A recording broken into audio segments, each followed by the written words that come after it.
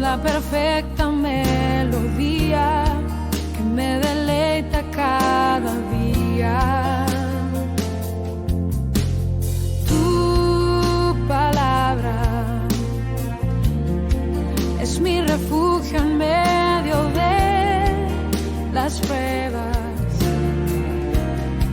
En la tristeza es mi alegría y en soledad mi compañía.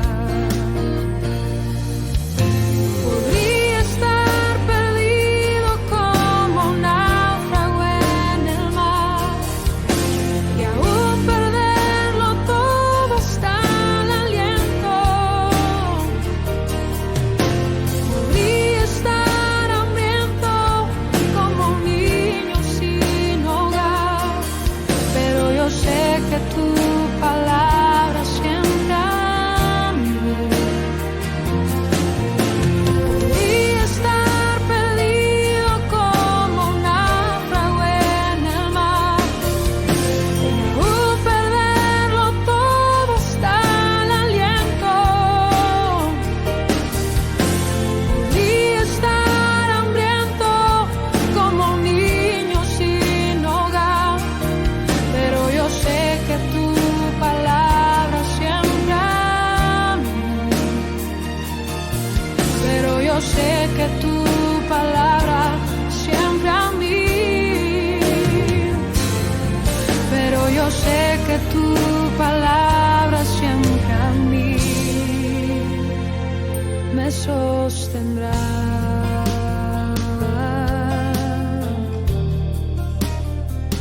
Tu palabra, Señor.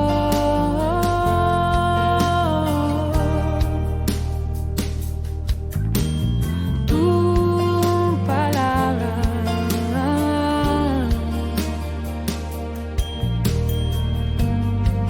siempre me sostendrá.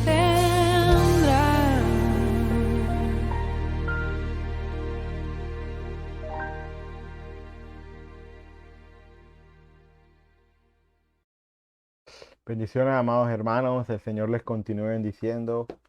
Gracias le doy a nuestro Padre Eterno porque nos permite estar aquí una vez más en este inicio de semana y poder compartir su santa escritura, su santa palabra.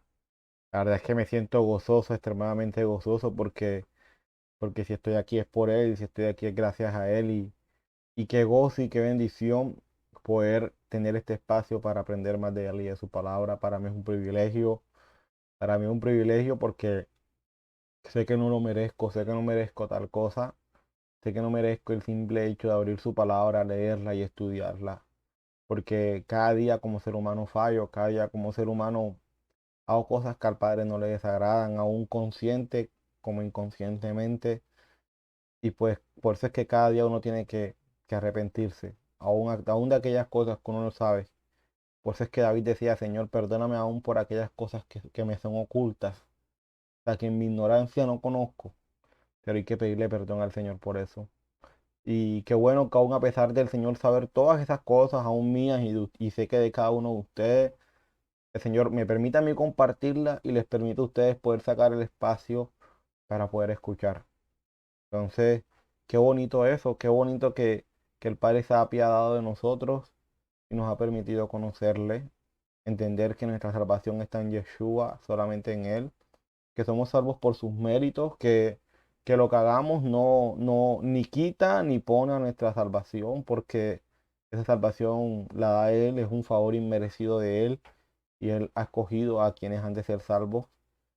Y pues a la vez también entendemos de que la única forma de mostrarle a Él que le amamos, que estamos agradecidos con todo lo que Él ha hecho por nosotros es cada día viviendo una vida que a Él le agrade y entender que le servimos es a Él, que le alabamos es a Él y que lo que hacemos lo hacemos para gloria de Él. Amén. Mi hermano, les pido que por favor me acompañen en oración para colocar en manos del Padre este momento y que sea Él tomando el control de todo lo que vayamos a hablar hoy. Ya hoy, gracias al Padre, vamos a terminar el capítulo 13, para que ya con el favor de Él mismo, el próximo domingo ya estaremos en el capítulo 14. Y fíjense todo lo que nos ha tomado estos capítulos, pero bueno, la gloria sea para Él por ellos. Les pido que por favor me acompañen en oración y coloquemos en manos del Señor este momento. Padre Santo, mi Rey, en esta mañana, Padre, aquí nos presentamos ante ti, dándote a ti la gloria, la honra, adoración y exaltación. Gracias, eterno, te doy porque nos permite, Señor, como parte de tu pueblo Israel, poder sacar este espacio para hablarte. Gracias porque nos permites poder estar aquí, Señor, y aprender más de ti, de tu palabra. Te pido, mi Rey, que nos perdones, Padre, por nuestros pecados. Perdónanos, Señor, porque sabemos que te hemos fallado, que no hemos hecho lo correcto. Ayúdanos a sacar siempre un tiempo para hablar contigo, para leer tu palabra, que no sea el tiempo que nos sobre, que no sea el poquito de espacio que nos quede, sino que sea, Señor, el tiempo que con la ayuda tuya hemos estipulado para estar ahí en comunión contigo en nuestra intimidad. Padre, guárdanos como congregación, guarda a cada hermano que se conecta. Alabado, Señor, sea tu nombre por siempre y bendito eres tú. Padre, guarda, Señor, mi Rey, a nuestro país Colombia. Sabemos que las circunstancias por las que estamos pasando no son nada fáciles, Señor. Pero Padre, te pido, Señor, que seas tú apiadándote de nuestro país y permitiendo que aún en medio de esta crisis, Señor, podamos salir adelante. Señor, mi Rey, guarda a nuestro presidente, alcalde, cada gobernante, Señor, y que seas tú dándole la sabiduría para poder sobrellevar las cosas. Permite, Señor, que cada persona te conozca. Permite que realmente Colombia, Señor, mi Rey, sea realmente, Señor, o viva, Señor, un verdadero arrepentimiento, Padre. Que seamos un pueblo, Señor, en el cual, Señor, tu nombre sea glorificado. Que tengamos, Señor, personas, Señor, en los altos mandos, temerosas de ti, Señor. Que se piense, Señor, en el beneficio de todos y no solamente en el de algunos. Y te pedimos que nos ayudes, Señor. Sabemos que todas estas cosas, Señor, surgen también por consecuencia de la misma maldad del hombre, del pecado, Señor, que habita en nosotros. Y que, Padre, lo único que nos queda es orar, clamar por misericordia y, y aquellos, Señor, que nos has permitido conocer de ti, serte obediente y vivir una vida que te agrade, siendo de bendición, siendo de testimonio para aquellos que a ti no te conocen. Sabiendo, Señor, que el cambio debe empezar desde nuestra casa, desde nuestro hogar, para así, Señor, levantar futuras generaciones, Padre, temerosas de ti, Señor, y con un futuro, Señor, próspero para la gloria de tu nombre. Te lo pido, Señor, todo en este momento, Padre, mira la enseñanza de hoy, que hoy con el favor tuyo terminamos el capítulo 13, y te pido que nos ayudes, Señor, a poder terminarlo para la gloria tuya. Te pido que seas tú hablando, Señor, que no sean mis palabras, que no sean palabras de humana sabiduría, sino que seas tú, Señor, mi Rey, hablando a los demás. Gracias te doy por todo, Señor. Alabado y exaltado sea tu nombre. Bendito eres tú, Señor, por siempre. Gracias, Señor, te doy por todo. En el nombre amado de nuestro Salvador, Yeshua, Jesús. Amén y amén. Bueno, mis hermanos, les invito a que por favor me acompañen en lo que el Señor tiene para nosotros en esta mañana. Fíjense que aquí ya estamos en el capítulo 13. Ya íbamos a empezar desde el verso 44 hasta ya terminar este capítulo. Desde el verso 44 hasta ya terminar el capítulo. Y bueno, pues vamos a empezar a leer porque realmente hay mucho, mucho por estudiar. Hay mucho por estudiar, hay mucho por ver y también hay mucho por aprender. Siempre se aprende cosas nuevas, siempre, siempre. Y eso es bonito cuando tenemos siempre esa mente abierta a decir voy a aprender, no a decir ya me lo sé todo. Entonces, qué bonito eso, mis hermanos. Les invito a que por favor me acompañen leyendo en la nueva versión internacional los versos del 44 al 46. Dice, aquí recuerden que nuestro Salvador continúa con las parábolas y sigue diciendo en las parábolas, el reino de los cielos, ya sabemos que el reino de los cielos hace referencia a los mandamientos, es como un tesoro escondido en un campo. O sea, los mandamientos del Señor, ¿cierto? Su Torah, su instrucción, es como un tesoro escondido en un campo.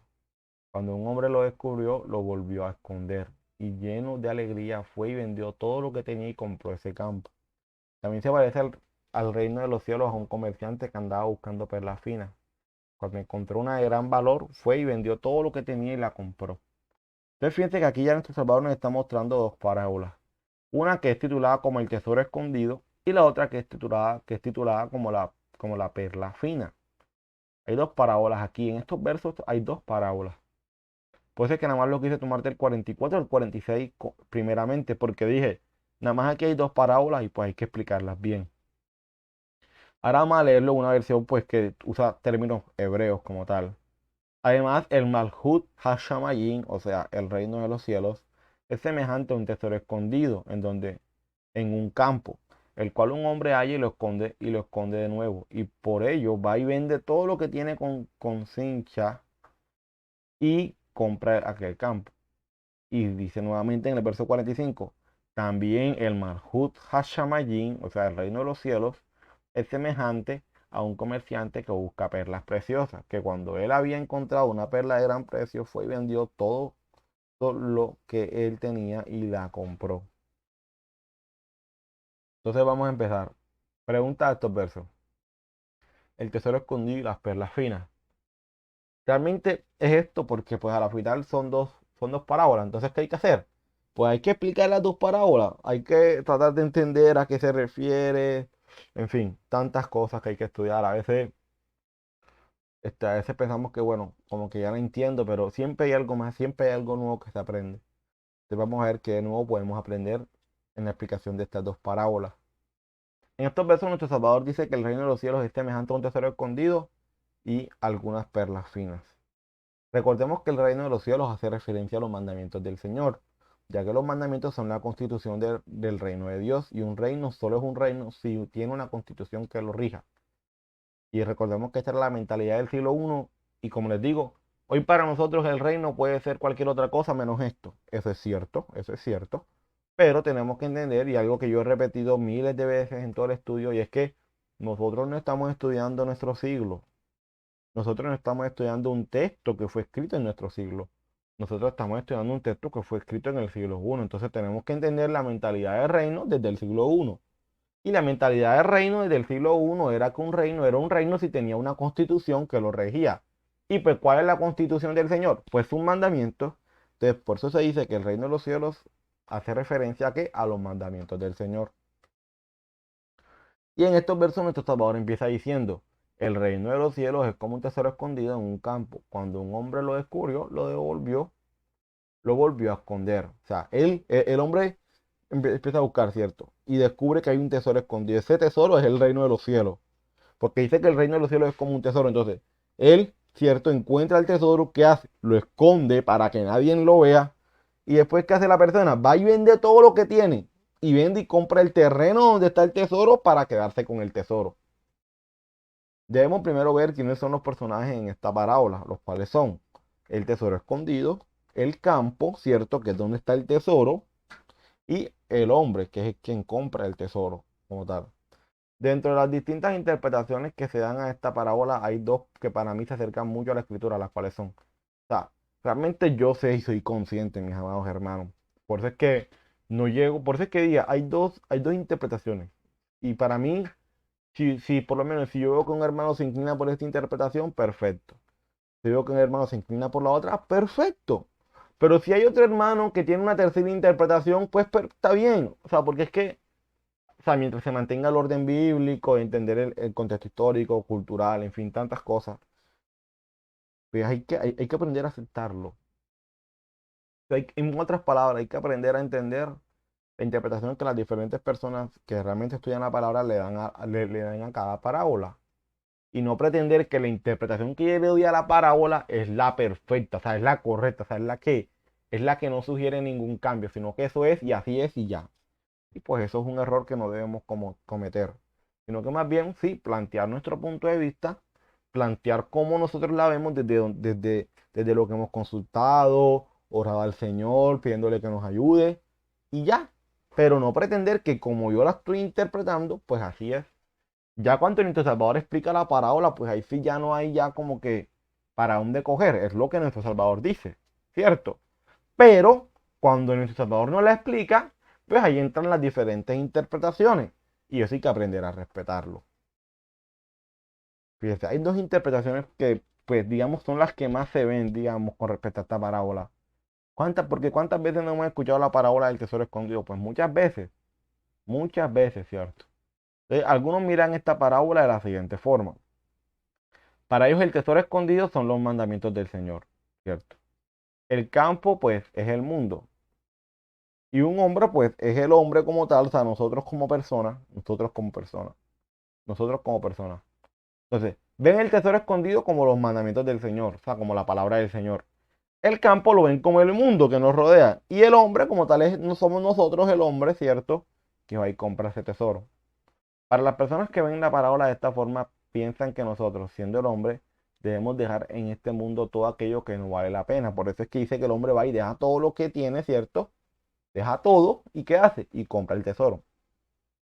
Entonces las personas que lo ven de esta forma dicen, no, es que nosotros tenemos que dejar todo en este mundo en poco, pues por buscar ese gran tesoro. Y que nos tenemos que quedar, pues obviamente con ese gran tesoro, que ¿cuál es ese gran tesoro? Pues la palabra del Señor, sus mandamientos, para que a la final los obedezcamos. Yeshua, cierto, nos enseña un principio de vida. Las personas invierten en aquello que consideran como valioso. Uno lo da todo por lo que es importante, aún sacrificando otras cosas por ello. Como Jesús dijo en el Sermón del Monte, capítulo 6, donde esté vuestro tesoro, ahí estará vuestro corazón. Desde que, o sea, estas personas que lo ven de esta forma, de esta primera interpretación, que para mí es válida, yo no tengo problema con ello, la verdad, ellos dicen, mi hermano, tenemos que dejar todo en este mundo. O sea, obviamente cuando se habla de dejarlo todo se refiere a que, o sea, oye, déjalo todo en poco por exaltar la palabra del Señor, por colocar la palabra del Señor en primer lugar y que la palabra del Señor sea para ti ese gran tesoro que debes cuidar, que debes preservar, que debes obedecer, ¿cierto? Y pues así lo ven. Y pues yo realmente no lo veo mal, como les digo, mis amados hermanos, no lo veo mal. O sea, yo no me voy a poner a decir esa interpretación no es correcta. Porque como lo dije anteriormente, hay dos interpretaciones, porque sé que hay más de dos, sé que pueden haber cinco o seis, pero hay dos interpretaciones que para mí son las más acertadas. Ya cada quien se inclinará por alguna, ¿no? Para mí, pues, esta es la más acertada, para mí esta es la más acertada por esto. Ya cada quien tendrá su punto de vista. Por eso es que realmente no quise solamente mostrar una interpretación, porque entonces ustedes se van a condicionar. Ah, no, es que esta fue la interpretación que dijo el hermano Jacob y así es. No, no, no, porque la idea no es que aquí nadie se condicione. La idea es que aquí todos estamos abiertos para aprender, para estudiar la palabra, porque aquí todos tenemos el Espíritu Santo, o sea, tenemos al Señor en nosotros, que es quien nos guía. Entonces, esto aquí no se trata de una persona que es que a quien el Señor le muestra, no. Esto se trata de todos y todos estudiamos. Entonces, eso es muy importante. Por eso es que no quise solamente mostrar una interpretación, sino que realmente quise mostrar dos que para mi concepto son las más acertadas y que cada quien, pues, dirá, no, esta para mí es la mejor por esto, por lo otro. Ya cada quien es libre en ese aspecto. Dentro de la segunda interpretación, ¿cómo lo ven las personas? En la segunda interpretación, ¿cierto? Ven ese tesoro escondido como el pueblo del Señor. El campo, pues lo ven como el mundo. O sea, fíjense que el campo no cambia, tanto en la primera como en la segunda se sigue viendo como el mundo. Y el hombre, en este caso, es nuestro Salvador. Y se dan cuenta cómo difiere bastante, porque difieren dos puntos. El tesoro escondido, mientras en la primera interpretación se ve como los mandamientos del Señor, ¿cierto? Porque dice que el reino de los cielos son, o sea, y si sabemos el reino de los cielos, pues hace referencia a qué? A los mandamientos del Señor. Y si dice que el reino de los cielos es semejante a un tesoro escondido, entonces uno dice, pues claro, entonces el tesoro escondido, pues son los que, los mandamientos. Entonces, claro, quien diga eso, pues uno dice, bueno, está bien, válido, válido, está bien, no hay problema. Pero hay otras personas, otros hermanos que también estudian la palabra, que entienden que el reino de los cielos hace referencia a los mandamientos del Señor, pero que ven el tesoro escondido no como tal los mandamientos, sino como el pueblo del Señor. Y vamos a ver por qué. Porque ellos tienen una razón para ello. El campo lo ven como el mundo. Y al hombre que va y vende todo lo que tiene para comprar el campo, pues lo ven, pues lo interpretan como nuestro Salvador. Como nuestro Salvador. Entonces, muy importante. Para quienes ven la parábola de esta forma, se hacen la pregunta, ¿a quién se le dijo que es el especial tesoro de Dios? O sea, ellos parten de aquí. Porque si se está hablando de un tesoro hermoso, o sea, de un tesoro magnífico, que hasta tal punto que, fíjense que en la parábola el hombre deja todo lo que tiene solamente por ese tesoro. Entonces, ¿a quién se le dijo en la palabra del Señor que era especial tesoro? En Éxodo 19, del 5 al 6 está. Ahora pues, si dieres oído a mi voz y guardares mi pacto, vosotros seréis ¿qué?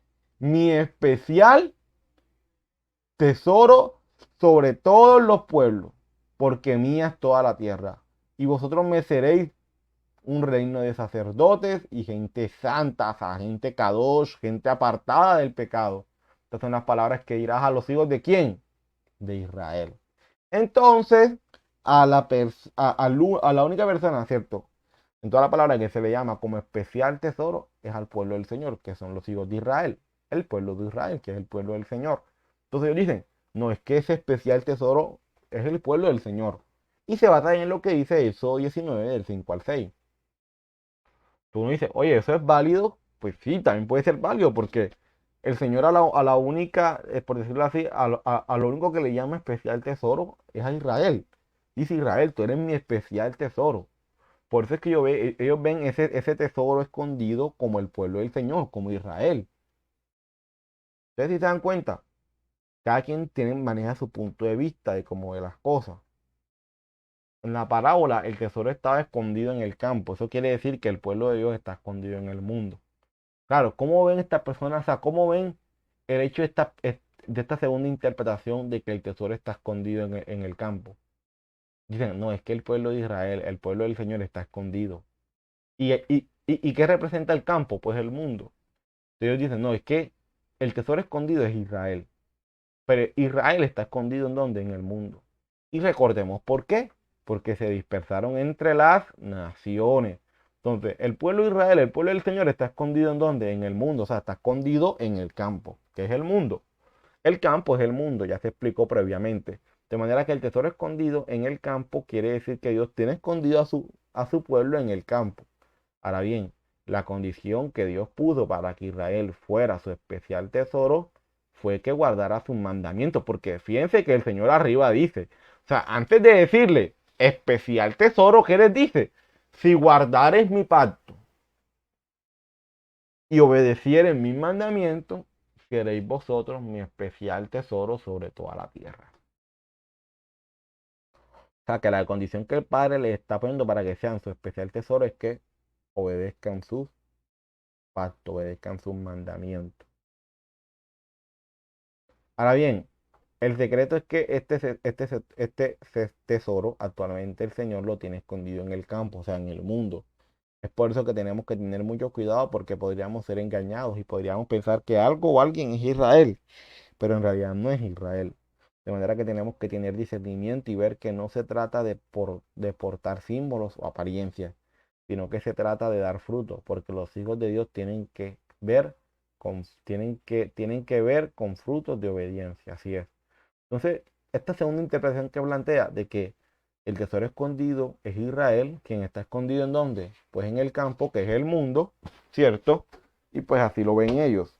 Entonces, si se dan cuenta cómo cada quien tiene su punto de vista y pues cada quien decide, en este caso, pues por cuál interpretación pues le parece mejor, ¿no? A mí me parece mejor esta o la otra. En fin, ya cada quien tendrá pues su propia interpretación. Dentro de la segunda interpretación se ve a Yeshua como el hombre, pero ¿por qué? O sea, ¿por qué ven a Yeshua como el hombre? Por lo siguiente, porque Yeshua es el hombre que dio todo para comprar el campo, siendo el campo el mundo donde está su pueblo escondido. O sea, ellos ven a Yeshua como el hombre que deja todo, o sea, que deja todo para comprar solamente ese campo. Por eso es que, por eso es que hay un texto en la palabra que dice que se despojó de todo, o sea, lo dejó todo. Creo que Isaías también habla de eso, que lo deja todo, ¿cierto? Pues para venir a servir. Y creo que también lo dice Tesalonicenses como tal. Entonces dice, porque Yeshua es el hombre que dio todo para comprar el campo. Entonces por eso es que ellos dicen, no, Yeshua, el hombre representa a Yeshua, a nuestro Salvador Jesús, porque Él es quien lo deja todo para comprarnos, para comprar a su pueblo, para comprar al tesoro escondido. Yeshua, para poder tomar a su pueblo escondido en el mundo, primero tuvo que comprar el campo, y ese campo lo compra a través de su muerte y resurrección. El tesoro tan maravilloso por el cual Yeshua daría todo para comprar es su pueblo Israel. Esto demuestra poderosamente que Yeshua dio todo para redimir al mundo entero, para preservar un tesoro dentro de él. Y el tesoro es su pueblo. Amén. Descubri- el descubrimiento del tesoro parece ser por casualidad. En una tierra tan devastada como lo era en ese momento, muchas personas sin duda enterraban sus tesoros. Pero el hecho de encontrarse un tesoro pasaría una vez en 1000 vidas. Así la extravagancia de la parábola dramática, la suprema importancia del reino. En mi caso, yo me inclino, o sea, en mi caso, yo me inclino más por la segunda interpretación que se le da a esta parábola, sin poner en poco a aquellos hermanos que consideran que la primera interpretación es la más acertada. Ahora bien, fíjense, ¿y por qué yo me inclino más por la segunda? Por lo siguiente, amados hermanos. Porque es que en la segunda se muestra el tesoro como Israel, pero ojo, o sea, Israel para hacer ese especial tesoro, ¿qué debe hacer primero? Pues obedecer el reino de los cielos, o sea, obedecer que la constitución del Señor, lo cual no va en contra de lo que, de lo que les he venido explicando anteriormente acerca del reino de los cielos, porque ¿qué es el reino de los cielos? Pues es la Torah del Señor, sus mandamientos, los cuales hay que obedecer. Pero, cierto, en este caso se menciona a Israel como el especial tesoro. Pero para que Israel sea especial tesoro, ¿qué debe hacer primero? Obedecer los mandamientos. Entonces va muy ligado. Y pues yo por eso me inclino a esta interpretación, más a la segunda que a la primera. Ahora bien, como vuelvo y digo, cada quien pues sabrá, ¿no? Dice, no, para mí Jacob, la mejor es la primera por esto y por esto. Perfecto. O si alguno tiene una interpretación diferente, también está bien. Estamos para aprender, amados hermanos. Estamos para aprender, así que por eso no se preocupen. Luego de decir nuestro Salvador la parábola del tesoro escondido, dice la siguiente. También se parece el reino de los cielos a un comerciante que andaba buscando perlas finas. Cuando encontró una de gran valor, fue y vendió todo lo que tenía y la compró. Dentro de esta parábola, los personajes que participan son, ¿cuáles son los personajes? El comerciante y las perlas finas. En este caso, el comerciante es Yeshua, Jesús, y las perlas finas es Israel, su pueblo. Esto es interesante porque las perlas finas no son kosher. Recordemos que en Levítico se nos habla de los organismos en el mar que son aptos, que son limpios y que se pueden comer. Y la perla no se puede comer, ya que la perla se forma porque hubo una pequeña abertura, por dentro entró arena y después de un tiempo se produce la perla. De manera que si nos ponemos a pensar a quién representa la casa a la que le entró lo terrenal y que la contaminó para formar la perla, pues ya sabemos a quién sería, ¿cierto? Ya que aquí se está hablando de la profecía de Ezequiel, quien prometió que limpiaría a su pueblo de sus iniquidades. Y aquí vamos a ver algo, ahorita más adelante se lo voy a mostrar, pero fíjense lo que dice Ezequiel 36, del 33 al 38. Así ha dicho Jehová el Señor, el día que os limpié de vuestras iniquidades, haré también que sean habitadas las ciudades y las ruinas serán edificadas y la tierra asolada será labrada en lugar de haber permanecido asolada a ojos de todos los que pasaron. Y dirán, esta tierra que era asolada ha venido a ser como huerto del Edén. Estas ciudades que eran desiertas y asoladas, arruinadas, están fortificadas y habitadas. Y las naciones que queden en vuestros alrededores sabrán que yo reedifiqué lo que estaba derribado y planté lo que estaba desolado. Yo Jehová he hablado y lo haré. Así ha dicho Jehová el Señor, aún seré solicitado por la casa de Israel para hacerles esto. Multiplicaré los hombres como se multiplican los rebaños, como las ovejas consagradas, como las ovejas de Jerusalén en sus fiestas solemnes. Así las ciudades desiertas serán llenas de rebaños de hombres y sabrán que yo soy Jehová. Entonces fíjense que dice el Señor en Ezequiel 36 de que Él limpiará a su pueblo de sus iniquidades. En la parábola del tesoro escondido y de la perla fina vemos a las dos casas de Israel. Esto era lo que les decía que les iba a explicar. Porque el tesoro escondido representa una casa y la perla representa otra casa. Pues esa es la razón por la cual nuestro Salvador dice las dos parábolas, pero enseguiditas, o sea, muy pegaditas. Porque las dos parábolas representan a las dos casas de Israel que se dividieron. Mientras que el norte es el tesoro que está escondido en el mundo, ¿cierto? Porque se esparció. Judá es la perla preciosa, casi como la perla se forma, porque hubo una pequeña abertura por dentro por donde entró arena y después de un tiempo se produce la perla, así también a la casa de Judá entró lo terrenal que la contaminó para ya luego el Señor formar de allí una perla.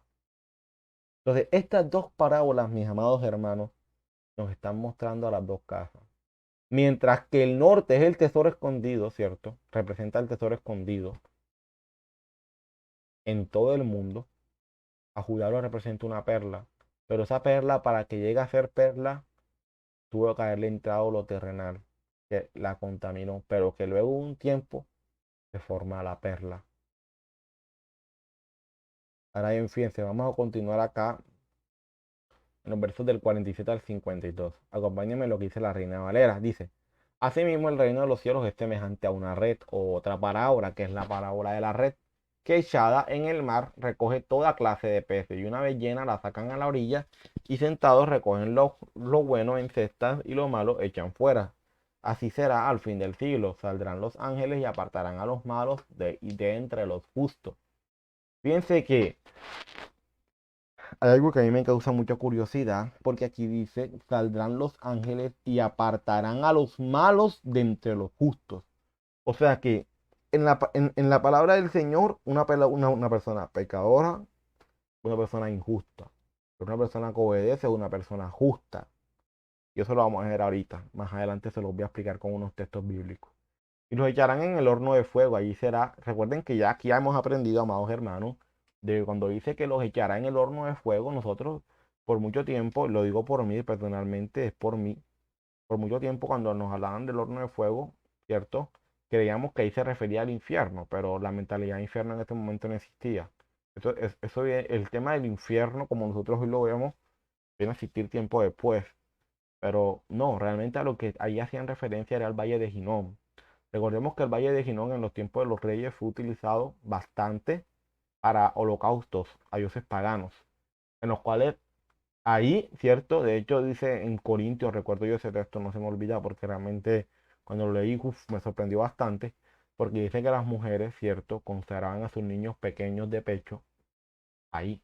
Y puede ser un horno de fuego grandísimo, a tal punto que ese fuego nunca se apagaba porque constantemente se estaban quemando cosas. Y dentro de esas cosas, pues seres humanos. Entonces cuando nuestro Salvador dice, ¿cierto?, de que lo echarán en el horno de fuego, no se refiere al infierno, se refiere al Valle de Ginón. Y que el Valle de Ginón, en su momento se los expliqué, ¿cierto? Y que el Valle de Ginón quedaba, o queda más bien, porque no quedaba, queda a las afueras de Jerusalén. Que obviamente ahora pues es un campo pues de lo más de normal, pero en su tiempo no era así, en su tiempo era un lugar donde se quemaba la basura del pueblo, donde existían los gusanos y todas esas cosas. Entonces hay que entenderlo de la mentalidad del siglo I. Por eso les digo, sí, hoy para nosotros hoy el horno de fuego puede ser el infierno, porque pues esa es nuestra mentalidad hoy por hoy, y eso no hay que negarlo. Pero tenemos que entenderlo desde la mentalidad desde ese momento. Y eso es muy importante, como ya se los he venido diciendo. Y dice, y los echarán en el horno de fuego. Allí será el lloro y el crujir de dientes. Jesús les dijo, ¿habéis entendido estas cosas? O sea, ya cuando ya nuestro Salvador le explica les dice todas las parábolas, dice al final, ¿habéis entendido estas cosas? Ellos respondieron, sí, Señor. Él les dijo, por eso todo escriba docto en el reino de los cielos es semejante a un padre de familia, que saca de su tesoro cosas nuevas y cosas viejas. Entonces vamos a continuar. También sucede que el reino de Yahweh es como la red que se tiró al lago y recogió toda clase de peces. Entonces, una red que se tira, o sea, aquí me estaba diciendo el reino de los cielos, la Torá, los mandamientos del Señor, ¿cierto? Son una red. Vamos a tirar la red. Y esa red que va a coger peces. Entonces, cuando ya la red está llena, los pescadores lo sacan de la orilla y se sientan a recoger el pescado bueno en canasta, pero el malo lo tiran afuera. Así también sucederá al cerrar esta época. Los malajín, o sea, los ángeles, saldrán adelante para separar a los que no guardan la Torá de los justos. Fíjense que en esta versión lo deja más claro. Porque en la versión Reina Valera dice, y apartarán a los malos. Uno dice, bueno, pero ¿quién es el malo? Ah, no, el malo es el que hace algo malo. Pero, o sea, es un concepto que hoy por hoy sabemos que en nuestra actualidad se divaga mucho aún en ese concepto. ¿Por qué? Porque aún si nosotros preguntamos, ¿y quién es el malo? ¿Y quién es el malo? O sea, entonces nos dan diferentes definiciones de qué es una persona mala. Entonces, por eso es que yo digo, el concepto divaga, pero tenemos que entenderlo desde el concepto bíblico. Y aquí en esta versión, Biblia K2 Israelita Mesiánica lo deja claro, porque dice, para separar no a los malos, sino que dice, para separar a los que no guardan la Torá. O sea que el justo es el que guarda los mandamientos, pero el malo es el injusto, aquel que no los guarda. Y como les digo, esto lo vamos a ver a mayor claridad más adelante, entonces los voy a mostrar con algunos textos. Y echarán a los que no guardan la Torá en el ardiente horno, donde se lamentarán y rechinarán los dientes. He aquí, mis amados hermanos, donde ya se ha venido explicando, mi hermano José le explica los miércoles en el estudio de los salmos, nuestro pastor también y mi hermano Fede también. Y es que, sí, mis hermanos, nosotros reconocemos y sabemos y no quitamos ningún mérito a lo que Jesús hizo por nosotros en el madero. Eso no, jamás, jamás, jamás. Pero también entendemos, mis amados hermanos, de que aquel que ha sido salvado, de que aquel que ha sido regenerado, de que aquel que se arrepintió de corazón va a obedecer los mandamientos. Y son dos verdades que no se pueden negar. Lastimosamente hoy se piensa de que son dos verdades completamente separadas, pero realmente, bíblicamente, son dos verdades completamente juntas. ¿Cuál es? Una, somos salvos a través de Yeshua y su sacrificio en el madero. Dos, debemos obedecer los mandamientos. Y son dos cosas que bíblicamente nunca se separan. Que nosotros en nuestra interpretación la queramos separar, pues otra cosa es, pero no es lo que la palabra del Señor enseña. ¿Han entendido estas cosas? Verso 51. Sí, respondieron ellos. Y les digo, entonces todo maestro de la Torá, quien ha sido hecho un talmid, o sea, un discípulo para el reino de Yahweh, es como el dueño de una casa, que saca de su almacén ambas cosas, nuevas y viejas. Ahora vamos a continuar acá, vamos a ver las preguntas, vamos a ver qué preguntas le hacemos a estos versos. La parábola de la red. La parábola de la red. Y habéis entendido estas cosas. Realmente estos versos sí, realmente se resumen en estas dos cosas. En la parábola de la red que vamos a explicar y en la pregunta que le hace nuestro Salvador, porque después de que les dice la parábola, les pregunta, ¿habéis entendido todas estas cosas? ¿Y qué son todas estas cosas? Pues todas las parábolas que les he venido diciendo desde el verso 1 del capítulo 3. Y recuerden que en ese entonces estaban en Shabbat, así que dejarlo claro, ahorita lo vamos a ver. Dice, esta parábola de la red que es lanzada al mar tiene que ver con lo dicho en Génesis, refiriéndose a las dos casas de Israel. Fíjense lo que dice Génesis 48 y 16. Y el ángel que me liberta de todo mal bendiga a estos jóvenes y sea perpetuado en ellos mi nombre. Y el nombre de mis padres Abraham e Isaac. Y multiplíquense en gran manera en medio de la tierra. Fíjense por qué yo subrayé la palabra, el término multiplíquense en gran manera.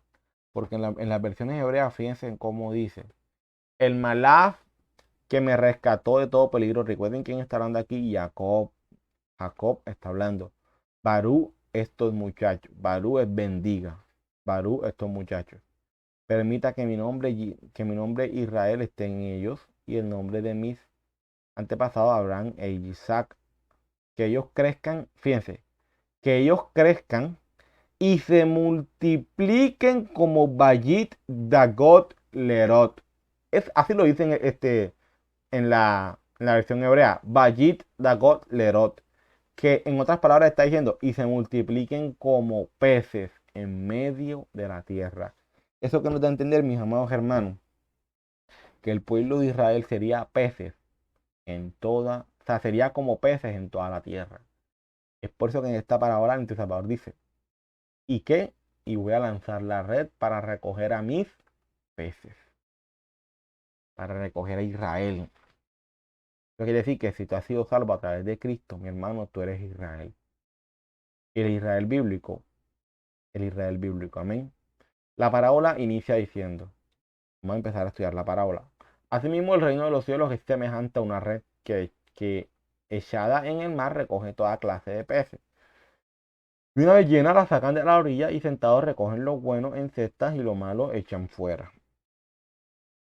Los personajes que participan en esta parábola son en la red, ¿cierto? El mar, los peces buenos y los peces malos. Entonces, ¿cuál es la red? Pues la Torá. O sea, el Señor va a lanzar su palabra como una red, la va a lanzar. Va a lanzar sus mandamientos como una red. ¡Tuf! ¿Cierto? ¿Y a dónde la va a lanzar? Pues al mar. ¿Y el mar qué representa? El mundo, ¿cierto? Los peces buenos, pues los peces obedientes a la instrucción, o sea, aquellos que van a aceptar la Torá. Y los malos, los desobedientes a la instrucción, aquellos que no van a aceptar la Torá. Si nos damos cuenta en la parábola se habla de que la red recoge toda clase de peces y esto me llamó mucho la atención porque dice que va a recoger toda clase de peces, o sea, no va a hacer distinción. Y eso me da a entender de que los que entrarían a la red no serían únicamente los israelitas de nacimiento, sino también entrarían gentiles, o sea, personas extranjeras que son de otra nación, para entrar a la red que es la Torah del Señor. Y así ser parte del único pueblo que el Señor llamó, el cual es Israel.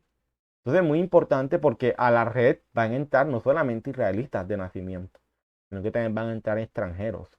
Porque eso es que dice, por eso es que dice toda clase de peces. O sea, toda clase de peces es tanto el Israel ya nativo como el que no, como el extranjero, pero que llega a ser parte del pueblo del Señor. Entonces, lo dicho anteriormente cumpliría con la profecía de Jeremías. O sea, lo que yo les dije anteriormente cuando nuestro Salvador dice que va a tomar toda clase de peces, y pues toda clase de peces, ¿qué es? Pues toda clase de peces, o sea, toda clase de personas, extranjero como no extranjero, gentil como no gentil. Y dice Jeremías, fíjense, yo sé que es un texto, y yo realmente les digo, mis amados hermanos, Jeremías 31 me encanta. Me encanta Jeremías 31. Pero aquí solamente vamos a ver el verso 1, el verso del 7 al 9, verso 11, verso 27, verso del 31 al 33 y verso del 35 al 37. Fíjense lo que dice. En aquel tiempo, dice Jehová, yo seré por Dios a todas las familias de Israel y ellas me serán por mi pueblo. Ahora bien, ¿por quién el Señor será Dios? Por todas las familias de Israel. Porque así ha dicho Jehová, regocijaos en Jacob con alegría y dad voces de júbilos a la cabeza de naciones. Haced oír, alabad y decid, oh Jehová, salva a tu pueblo. ¿Pues cuál pueblo? El remanente de Israel. He aquí, yo los hago volver de la tierra del norte.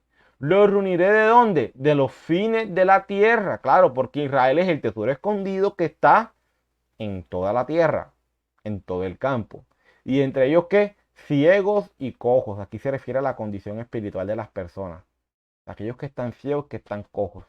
Pero que el Señor los va a hacer ver la Torá y los va a hacer caminar conforme a la Torá. La mujer que está encinta y la que dio a luz juntamente. En gran compañía volverán acá. Irán con lloro, mas con misericordia los haré volver y los haré andar junto a arroyos de aguas. ¿A qué se refieren las aguas? Recuerden que dice que y los limpiaré con agua. ¿Con qué el Señor limpia a su pueblo? Con su palabra. Entonces cuando dice, porque soy a Israel, no, aquí dice, los haré volver. O sea, recuerden que la palabra volver es la palabra techubá. Mas con misericordia los haré ¿qué? Volver, o sea, los haré hacer techubá, o sea, haré que se arrepientan. Por eso es que aún el arrepentimiento te hace parte de la misericordia del Señor, porque el Señor te permite que te arrepientas. Porque dice, con misericordia los haré hacer arrepentimiento, los haré hacer techubá y los haré andar junto a arroyos de agua. O sea, en otras palabras, y los haré andar junto a mis palabras. Porque el agua representa la palabra del Señor que nos limpia por camino derecho en el cual no tropezarán. Por eso es que la palabra dice que el que anda en los mandamientos del Señor no tropieza. Porque soy a Israel por padre y a Efraín, o sea, el norte es mi primogénito. Oí palabra de Jehová, oh naciones, y hacerlo saber en las costas que están lejos, y decir, el que esparció a Israel, pues ¿a dónde lo esparció? Pues a todas las naciones. ¿Y qué hará el Señor? Lo reunirá y guardará como el pastor a su rebaño. Porque Jehová redimió a Jacob, pues Jacob es Israel, lo redimió de mano del más fuerte que él. He aquí vienen días, dice Jehová, en que sembraré la casa de Israel y la casa de Judá de simiente de hombre y de simiente de animal. El animal hace referencia a los gentiles, a los extranjeros. ¿Qué está diciendo el Señor aquí? De que la casa de Israel va a ser de los nativos, tanto de los que son israelitas de nacimiento por descendencia y aquellos que no, aquellos que son extranjeros y que van a llegar a ser parte del pueblo. He aquí vienen días, dice Jehová. ¿Quién lo dice? Jehová, no lo digo yo, no lo dice ni siquiera Jeremías, lo dice Jehová, en los cuales haré un nuevo pacto. ¿Con quién va a ser el nuevo pacto? Lo que nosotros llamamos el nuevo pacto. Es que antes era el antiguo pacto, pero el nuevo pacto está en lo que conocemos como antiguo pacto. Entonces nos saltamos del nuevo pacto. No es que estamos en el nuevo pacto, es que estamos en el nuevo pacto. Pero ¿de qué es el nuevo pacto? Jeremías lo dice. O más bien, no lo dice Jeremías, lo dice Jehová. Y sigue diciendo, haré nuevo pacto, pero ¿con quién hará el nuevo pacto? Con la casa de Israel y con la casa de Judá. O sea, mi hermano, de que si realmente tú haces parte del nuevo pacto, tú haces parte de la casa de Israel o de la casa de Judá. Y cuando venga nuestro Salvador, Él dice que van a haber 12 puertas. Y las 12 puertas, pues, ¿cuáles son? Las 12 tribus de Israel. Cada puerta va a tener su tribu. O sea que si tú haces parte del pueblo del Señor y del remanente que estará con Él por la eternidad, entonces tú tienes que entrar por alguna de esas puertas. Porque no hay otra puerta que diga los gentiles. No hay otra puerta que diga el nuevo pacto. No hay otra puerta que diga la gracia. O la gracia sin ley. O algo por el estilo. No existe tal cosa en la Biblia. Y sigue diciendo. He aquí vienen días en los que haré un nuevo pacto con la casa de Israel y la casa de Judá. O sea, el nuevo pacto es con la casa de Israel y con la casa de Judá. No como el pacto que hice con sus padres el día que tomé su mano para sacarlos de la tierra de Egipto. Porque ellos invalidaron mi pacto, aunque fui yo un marido para ellos. Pues el Señor fue marido solamente de quién? De Israel, ¿cierto? Él sí es un marido fiel. Para ellos, dice Jehová. Pero este es el pacto, o sea, este es el pacto. O sea, ¿cuál pacto? Pues el nuevo pacto. ¿Qué haré con la casa de Israel después de aquellos días? Dice Jehová. Mi hermano, ¿qué es el nuevo pacto? Este es el nuevo pacto. Daré mi ley en su mente y la escribiré en su corazón. No, mi hermano, es que el nuevo pacto me exime de cumplir la ley. Es que la ley eso era para el antiguo pacto, el nuevo pacto no, es que hermano, aquí lo dice, mira, ve. Y en esto consiste. Daré mi ley en su mente y la escribiré en su corazón. Y yo seré a ellos por Dios. Cuando Dios realmente es tu Dios, cuando tú haces esto, cuando tú obedeces su mandamiento. Y ellos serán por pueblo. O sea que lo que hace el pueblo del Señor es obedecer la ley del Señor, la cual Él coloca en nuestra mente y en nuestro corazón. Así ha dicho Jehová, que da el sol para luz del día, las leyes de la luna y de las estrellas para luz de la noche, que parte el mar y brama sus ondas. Jehová de los ejércitos es su nombre. Ustedes fíjense lo que dice el verso 36. Si faltaren estas leyes delante de mí, pues ¿cuáles leyes? Pues si faltare el sol, si faltare la luna, si faltare las estrellas, dice Jehová, también la descendencia de Israel faltará para no ser nación delante de mí eternamente. Así ha dicho Jehová. Si los cielos de arriba se pueden medir y explorarse abajo los fundamentos de la tierra, también yo desecharé toda la descendencia de Israel por todo lo que hicieron, dice Jehová. En otras palabras está diciendo el Señor, tú puedes medir los cielos, tú puedes medir toda la tierra. Bueno, Si tú pudieras hacer tales cosas, entonces cuando tú hagas tales cosas, yo desecharé a Israel. Mientras no. Mientras exista la luna, la estrella y todo, ahí está. Yo tengo mi pacto con Israel. Y haré ese nuevo pacto con la casa de Israel y con la casa de Judá. Y ese nuevo pacto consiste en que ellos obedecerán mis mandamientos. Entonces, claro, en este caso, se cumpliría lo dicho por Jeremías. Que el Señor recogerá toda clase de peces, o sea, tanto los gentiles van a venir a ser parte del pueblo del Señor. Y nuestro Salvador continúa diciendo, así será el fin del siglo. Y saldrán los ángeles y apartarán a los malos de entre los justos y los echarán en el horno de fuego. Allí será el lloro y el crujir de dientes.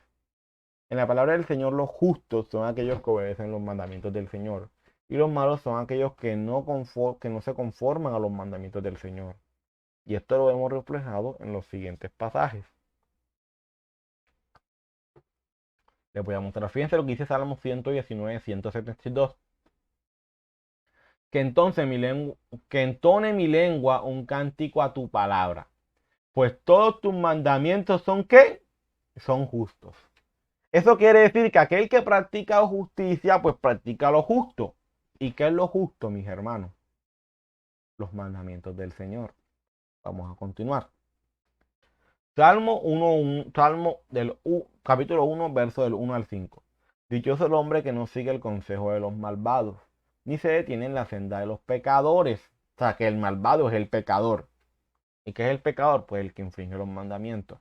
Ni cultiva la amistad de los blasfemos, sino que en la ley del Señor, o sea, no es la ley de Moisés, no es la ley de hombre, es la ley del Señor, sino que en la ley del Señor se deleita y día y noche medita en ella. Esta persona que se deleita en la ley del Señor y medita en ella es como un árbol plantado a la orilla de un río, que cuando llega su tiempo da fruto y sus hojas jamás se marchitan. Todo cuanto hace prospera.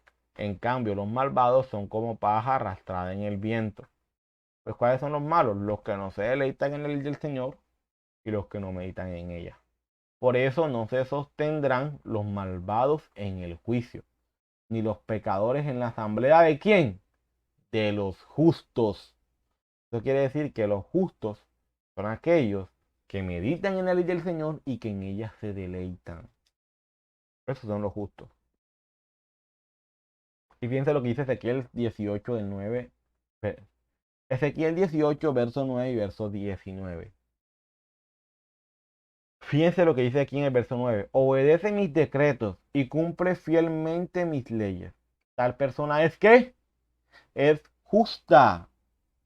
Y ciertamente que vivirá. Lo afirma el Señor omnipotente. No lo afirmo yo, por si acaso. No lo afirmo yo, lo afirma el Señor. Que dice que aquel que obedece sus mandamientos es una persona que justa. ¿Y qué dice el verso 19? Pero ustedes preguntan, ¿por qué no carga el hijo con la culpa de su padre? Porque el hijo era justo y recto. ¿Y porque el hijo era justo y recto? Pues obedeció mis decretos y los puso en práctica. Tal hijo merece vivir.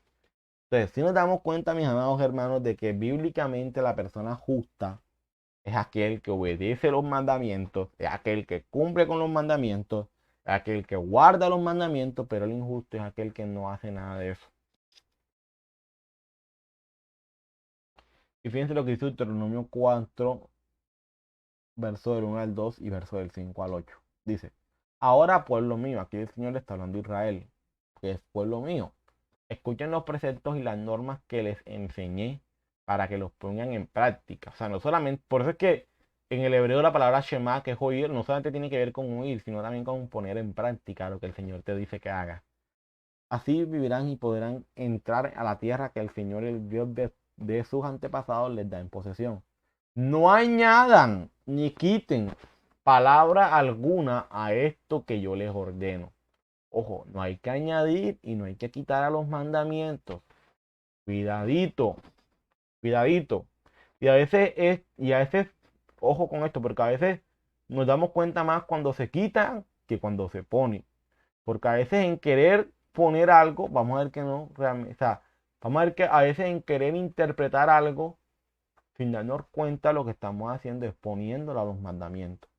En otras palabras, creando mandamientos de hombre, diciendo cosas que realmente no están sustentadas en la palabra. Entonces, ojo con eso.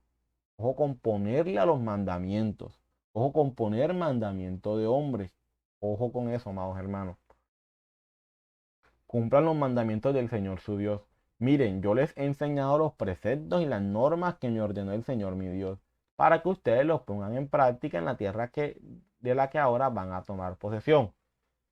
Obedézcanlos y pónganlos en práctica, así demostrarán su sabiduría e inteligencia ante las naciones. Ellas oirán todos estos preceptos y dirán, ¿en verdad este es un pueblo sabio e inteligente? ¿Esta es una gran nación? ¿Qué otra nación hay tan grande como la nuestra?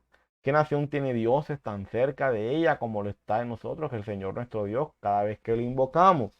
¿Y qué nación hay tan grande que tenga normas y preceptos tan justos como toda esta ley que hoy les expongo? Toda la ley, mis hermanos, es justa y hay que obedecerla porque es vida para nosotros. Amén. Y al final, fíjate que dice, y habéis tenido todas estas, y habéis entendido todas estas cosas. Finalmente en estos versos dice, Jesús les dijo, ¿habéis entendido todas estas cosas? Ellos respondieron, sí, Señor. Él les dijo, por eso todo escriba docto en el reino de los cielos es semejante a un padre de familia, que saca de su tesoro cosas nuevas y cosas viejas. En la versión bíblica 2 dice de la siguiente forma, ¿han entendido ustedes estas cosas? Sí, respondieron ellos. Y les dijo, entonces todo maestro de la Torá, quien ha sido hecho un talmid para el reino de Yahweh, es como el dueño de una casa, que saca de su almacén ambas cosas nuevas y viejas. Estos versos nos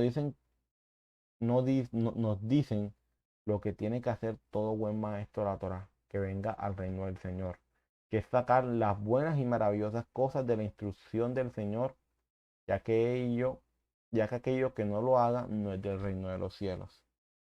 Estos versos no están diciendo que se está sacando nuevas revelaciones, sino que a partir de las cosas que ya están escritas, es que nuestro Salvador está enseñando estas parábolas.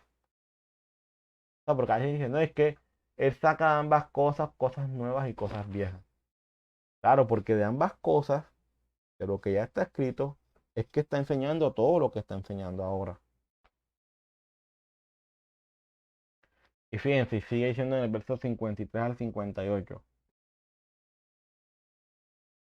Cuando Jesús, y quiero que me acompañen aquí a leer en la nueva versión internacional, que dice, cuando Jesús terminó de contar estas parábolas, se fue de allí. Al llegar a su tierra, comenzó a enseñar a la gente en la sinagoga. Y recuerden, aquí está claro, ¿por qué nuestro Salvador estaba enseñando ese día en la sinagoga? Pues porque era Shabbat. Y nuestro Salvador guardaba el día de reposo, por si acaso no lo sabían. ¿De dónde sacó este tal sabiduría y tales poderes milagrosos? Se preguntaba la gente. ¿No es acaso el hijo del carpintero? ¿No se llama su madre María y no son sus hermanos Jacobo, José, Simón y Judá? ¿No están con nosotros todas sus hermanas? Así que ¿de dónde sacó todas estas cosas? Y se escandalizaban a causa de él. Pero Jesús les dijo, en todas partes se honra a un profeta, menos en su tierra y en su propia casa. Y por la incredulidad de ellos no hizo allí muchos milagros. Fíjense que aquí ya estamos ya estos son los últimos versos, mis amados hermanos. Ahora vamos a leerlo en las escrituras restauradas el nombre verdadero. Aconteció que cuando terminó Yeshua estas Meshalim, o sea, estas parábolas, se fue de allí y vino a su tierra y les enseñaba en las Beit Knesset, o sea, en la sinagoga de ellos. De tal manera que se maravillaban y decían, ¿de dónde saca este hombre esta Jotmat, que es sabiduría? Y estos misbot poderosos, o sea, estas ordenanzas poderosas. Y dice, siguen diciendo, ¿no es este el hijo del carpintero?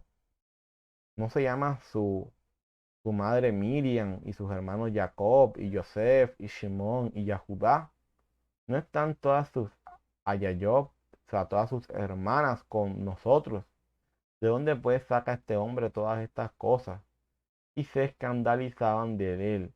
Pero Yeshua les dijo, no hay Nabí sin honra, sino en su propia tierra. y en su propia Bayit. No hizo allí muchos poderosos moftín debido a la falta de bit de sabiduría y falta de muná de ellos. Entendiendo lo dicho en estos versos. Vamos a ver. Vamos a ir leyendo verso a verso a fin de poder entender lo dicho en cada uno de ellos. Cuando Jesús terminó de contar estas parábolas, se fue de allí. Al llegar a su tierra, comenzó a enseñar a la gente en la sinagoga, de donde sacó, de dónde sacó este tal sabiduría y tales poderes milagrosos, decían maravillados. Recordemos que nuestro Salvador llega a la sinagoga porque ese día era Shabbat, y eso lo vemos claro al comienzo del capítulo anterior y este capítulo. Dice que en el capítulo anterior dice, por aquel tiempo pasaba Jesús por los sembrados en sábado, o sea, en Shabbat, día de reposo. Sus discípulos tenían hambre, así que comenzó a arrancar algunas espigas de trigo y a comérselas. Dice Mateo 13:1. Ese mismo día, o sea, ¿cuál mismo día? O sea, ese día de reposo, Jesús salió de la casa y se sentó junto al lago. O sea que todo lo que vemos en el capítulo 13, ¿cierto? O sea, y las parábolas, todo eso sucede en Shabbat. Todo eso sucede en Shabbat. Entonces, si nos damos cuenta, todo lo que nuestro Salvador hizo en Shabbat, ¿cierto? Y el verso sigue diciendo, ¿no es acaso el hijo del carpintero? ¿No se llama su madre María y no son sus hermanos Jacobo, José, Simón y Judá? ¿No están con nosotros todas sus hermanas? Así que ¿de dónde sacó todas estas cosas? Como que este no es el que vive por ahí, que ese no es de los hermanos, o sea, como que este yo lo conozco, pero ¿de dónde sacó tanto? Y se escandalizaban a causa de él. Pero Jesús les dijo, en todas partes se honra a un profeta, y menos en su tierra y en su propia casa. Y por la incredulidad de ellos no hizo allí muchos milagros. Pero fíjense que dice que ellos se escandalizaban, pero es por la forma en la cual el Salvador enseñaba. Recuerden que aún sus discípulos le preguntan, ¿y tú por qué enseñas en parábolas? O sea, el Salvador estaba revolucionando todo, literalmente, a una forma de enseñanza, cómo se enseñaba, a quién se le enseñaba. Porque en la sinagoga o sea, se sentaban los que sabían. No era cualquiera que iba a escuchar. No era cualquiera que iba y escuchaba. Eran los que ya tenían una preparación y conocían. Pero no, nuestro Salvador lo hace a un público y a un público abierto. Y lo hace de una forma diferente. Entonces ellos se escandalizaron de que, bueno, ¿y este de dónde vino? Entonces fíjense, cuando se habla de los hermanos de Jesús, pues obviamente son hermanos de carne, nacidos de María, de Miriam. Lo cual muestra que realmente no es cierto lo de la perpetua virginidad de María, como se ha enseñado, ¿cierto? Muchas veces se enseña la perpetua virginidad de María. Aunque algunos para defender la posición de la perpetua virginidad de María dicen que aquí se habla de hermanos fraternales y no de hermanos de carne, pero pues tal cosa no es cierta, ahí está claro. Tus hermanos, hermanas, todos, o sea, era un núcleo familiar completo, los cuales eran todos hijos de Miriam. También saluda a Yeshua como el hijo del carpintero. O sea, fíjense que ellos dicen que este no es el hijo del carpintero. Bueno, muchas personas, cierto, ven esto, yo también comparto esta idea, la verdad, ven esto como una ilusión muy importante, ya que como tal no es que está fabricando gabinetes de cocina, sino que está trabajando en los dos palos de Ezequiel 37, poniendo las dos casas de Israel, Efraín y Judá, en su mano. Nuestro Padre, ¿cierto? Nuestro Padre Eterno está trabajando en la unión de ambos palos, de las dos casas de Israel. Fíjense lo que dice Ezequiel 37 del 15 al 22. El Señor me dirigió la palabra. Hijo de hombre, toma una vara y escribe sobre ella para Judá y sus aliados los israelitas. Luego toma otra vara y escribe para José, vara de Efraín y todos sus aliados los israelitas. Júntalas la una con la otra, de modo que formen una sola vara en tu mano. O sea, fíjense, eran dos varas, una que es Judá y una que es Efraín. ¿Y qué tenía que hacer? Juntarlas en su mano. Cuando la gente de tu pueblo te pregunte qué significa todo esto, tú les responderás aquí que así dice el Señor Omnipotente. Voy a tomar la vara de José que está en la mano de Efraín y a las tribus de Israel que están unidas a él. Y lo uniré a la vara de Judá, así haré con ellos una sola vara, y en mi mano serán una sola. Sostén en tu mano las varas sobre las cuales has escrito, de modo que ellas las vean. Y adviérteles que así dice el Señor Omnipotente: tomaré a los israelitas de entre las naciones. Aquí vuelve el Señor en que dice que el Señor va a tomar a su pueblo entre las naciones, por donde han andado, y de todas partes saqué. Israel está en todas partes. Dice el Señor que los reunirá y los haré regresar a su propia tierra. Y en esta tierra, en los montes de Israel, haré de ellos una sola ¿qué? Nación. Todos estarán bajo un solo rey y nunca más serán dos naciones ni estarán divididas en dos reinos. Entonces, mis hermanos, aquí ya entendemos la simbología de la cruz, del madero, ¿cierto? Eran dos palos. ¿Por qué nuestro Salvador murió en una cruz de dos palos? No de tres, no de cuatro, no de cinco, no de ocho, no de 10. ¿Por qué dos palos? Porque los dos palos representan ¿qué? A Efraín y a Judá. Para nuestro Salvador en la cruz estaba rompiendo esa, esa enemistad, ¿cierto? Para que en su tiempo, ¿cierto? Nosotros seamos un solo pueblo, Efraín y Judá. Los que se esparcieron en las naciones, los que vienen a ser parte del pueblo y Judá, ¿cierto? Seremos un solo pueblo. Nuestro Salvador estaba reconciliando. Por eso es que Pablo dice: porque de los dos pueblos hará uno solo. Ahora, mis hermanos, fíjense, resumen al capítulo 3. Les soy sincero, mis hermanos, pensé que nos iba a tomar más tiempo la explicación de este capítulo 13. Por lo menos el final, ya estos últimos capítulos, de estos últimos versos, pensé que nos habrían de tomar más tiempo, pero bueno, gloria al Señor por eso, porque pues Él sabe las cosas.